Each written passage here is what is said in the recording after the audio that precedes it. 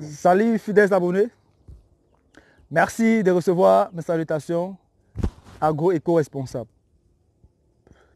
La terre ne trompe pas, c'est vrai, on ne touche pas avec elle. De partager avec elle, c'est respecter la 4S, la 4B et bien d'autres.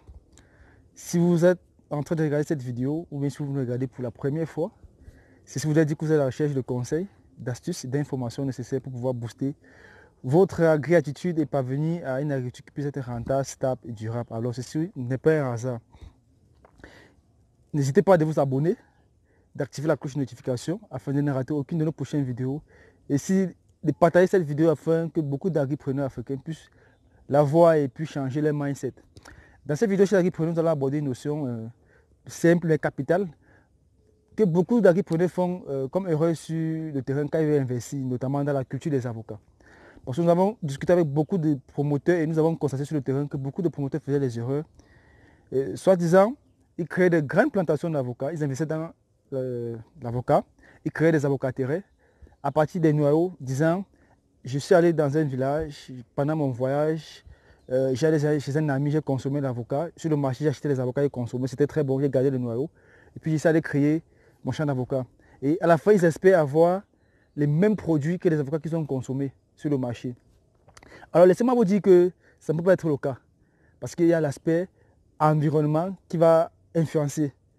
Donc ce qui fait que si vous voulez avoir un même produit de base à la fin, il faut tout simplement passer par soit le marcottage, soit le greffage, bref, par les techniques de multiplication végétative pour vous rassurer que le produit que vous aurez à la fin soit identique au produit que vous avez consommé. Mais si vous avez tout simplement pris du noyau, vous allez créer votre plantation, espérant avoir le même produit à la fin, ça ne peut pas donner. Donc, il faut dire qu'un phénotype égale à génotype plus environnement.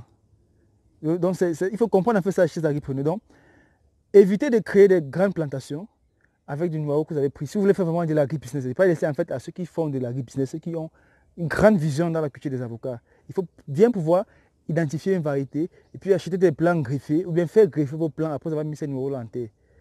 Si vous avez peut-être un marché même déjà garanti, mais si vous avez juste pris les noyaux et vous mettez au champ en disant que non, vous tapez la poitrine au quartier, j'ai 10 hectares d'avocats que j'ai pris là, c'était de très bonnes variétés. Non, à la fin, vous n'aurez pas la même qualité d'avocats que vous avez consommé. Donc, il était question juste de vous faire comprendre que si vous voulez vous lancer dans la culture des avocats, achetez des plants d'avocats de qualité, identifiez des variétés dont vous avez besoin, dont votre marché que vous avez ciblé a besoin, parce que c'est ça le plus important, cibler déjà votre marché. Quelle est la variété que vous avez besoin? C'est quoi votre collectif de production? Quelle variété que vous avez besoin? C'est cette variété que vous allez donc chercher. Soit vous faites acheter des plants pour les professionnels, soit vous faites greffer vos plants. Mais ne pouvez pas vous lancer dans les campagnes à venir.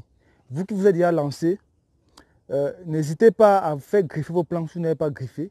Alors, c'est pour un marché futur qui sera de qualité. Donc, j'espère que vous avez appris de cette vidéo et ceux qui ont fait cette erreur-là, vraiment, ce n'est plus à faire. Vous qui voulez vous lancer, évitez de faire cette erreur-là.